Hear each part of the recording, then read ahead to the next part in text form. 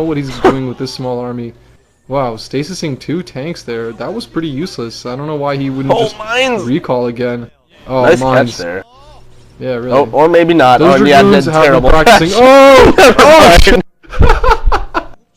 He's like, okay, it is now safe to move forward. Oh shit. I've cleared all the mines. Wow. Yeah, that one, those 2 mines were the only mines, and now I can move my entire army.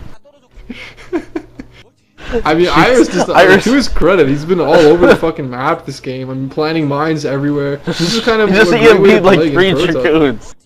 He's just trying to clear their shields so he can kill them faster with Vulture.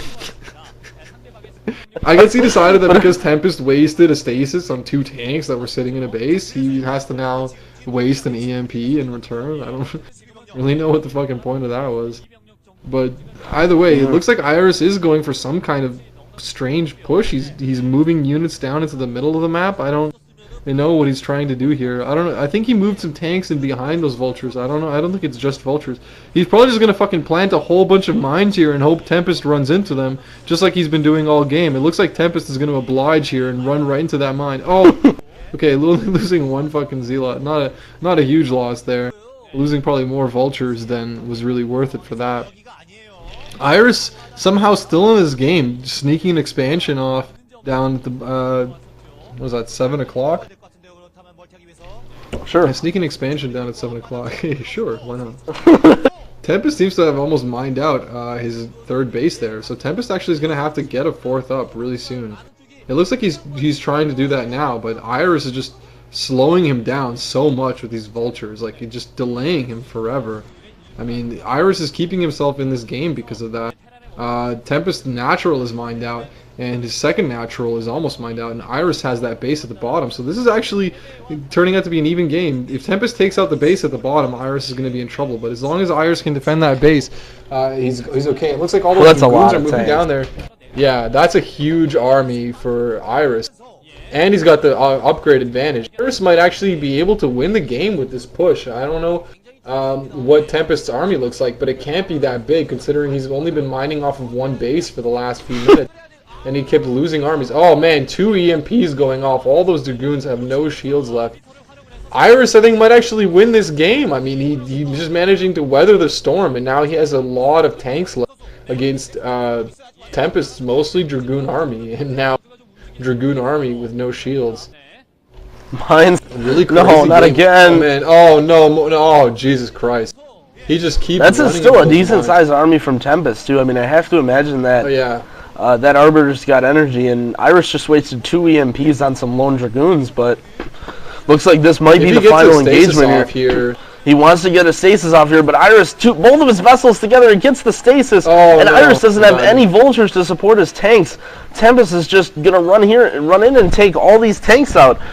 Although he had just so many tanks, he didn't have any vultures. I think he lost way too many vultures around the map. He wasn't able to protect his tanks at all, and Iris' strong push just got demolished, and I think that's game over right there. That was a completely deciding victory, and I have to point out that Tempest's macro has been extremely good this game. I mean, constantly keeping up. Usually as a Protoss, you want to be a base ahead as a Terran, and I don't think Tempest has ever been a full base ahead the entire game just because of Iris's hidden expansion. So I mean, Tempest is, with all the recalls, with all the dealing with mines, I mean, he's just had flawless macro to have an army this size. A single tank harassment coming from Iris, but I think he's pretty much out of the game at this point. And I mean, after this game, it's really unfortunate to see Iris leave this group 0-2. I mean, that just hurts me. Yeah, he did a lot of great things in this game. I was really impressed by his play. I mean, even though he might have lost, like, he did so... good for him for playing a super aggressive TVP style, trying something non-standard, trying to catch him off guard. I think it could have even worked out for him, but oh man, a good stasis going off, getting 2 of the science vessels. I mean, Iris is pretty much out of this game now, but he had a chance, that last battle. If he had just waited for maybe 1 more wave of vultures for his factory and sieged up in a better position, he could have won that battle possibly. But just being in a bad position with no vultures, and I mean, you get your army demolished that badly after losing your third, or right before losing your third. It's just, too little too late. Nothing Iris can do at this point.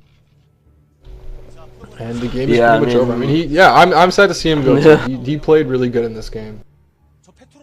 A few things didn't go his way. Well played by Tempest. You see into his main, he doesn't even have... I mean, Irish just has this thirst for Dragoon blood with Vultures. I mean, it's not even like he wants to do heavy pushes and just slaughter. I mean, he will just only kill Dragoons with Vultures. And realizing that the Vulture harassment useless, Irish taps out. So, that's tough. I mean...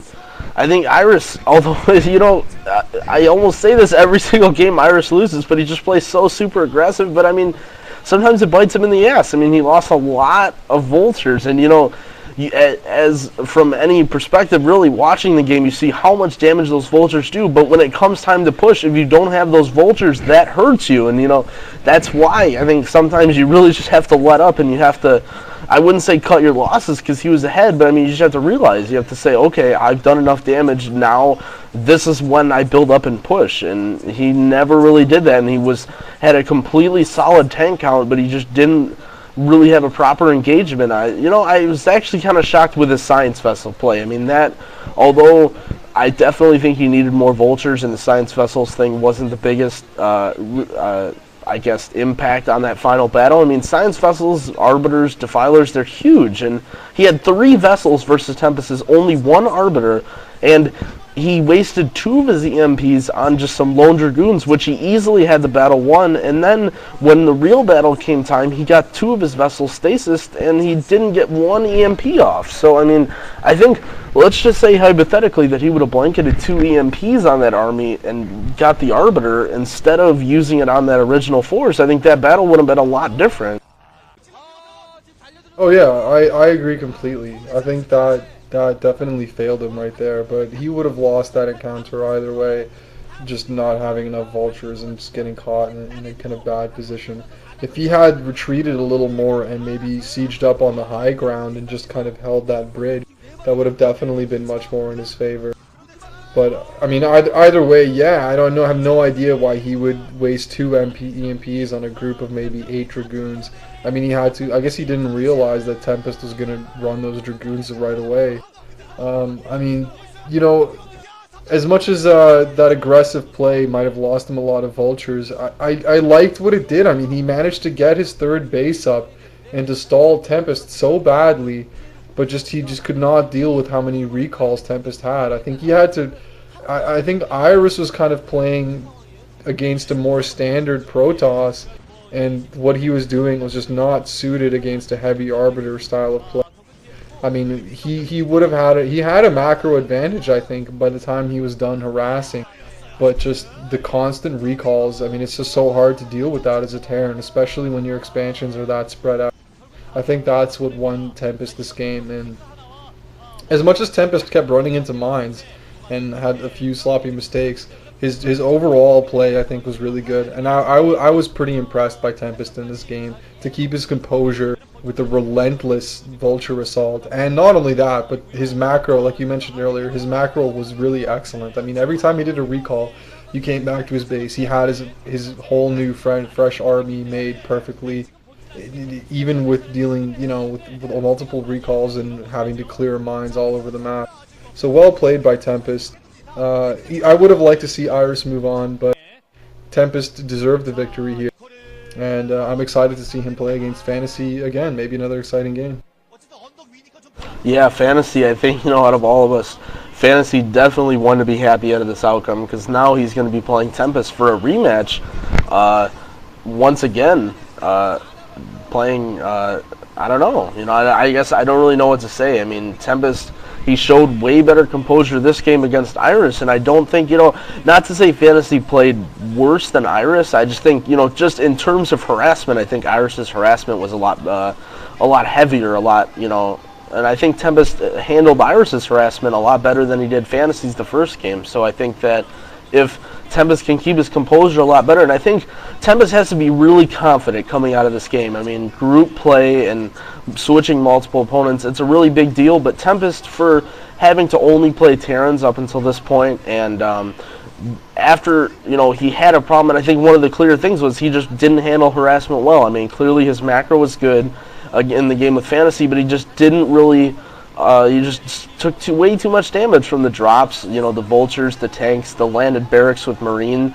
And I think coming out of this game, you know, realizing that, okay, I just played a guy way more aggressive than who I lost to, and I handled this harassment way better. I think, you know, even though I would say Fantasy, I guess, after seeing the first game is a favorite, I think Tempest definitely has a shot to get out of this group. I mean, it's, you know, even though Fantasy is a better shot, I would say it's almost up to a coin toss. I think Tempest definitely, he impressed me with his play. I think he played very well. Yeah, if he keeps up the level of play that he showed in that game, it's going to be a much closer match. Although I'm still going to have to give the edge to Fantasy. But anyway, let's try to wrap this up so we don't have to add a fourth part here. So we'll see you guys in the next game. And I hope you guys enjoyed watching him. Peace out. Peace.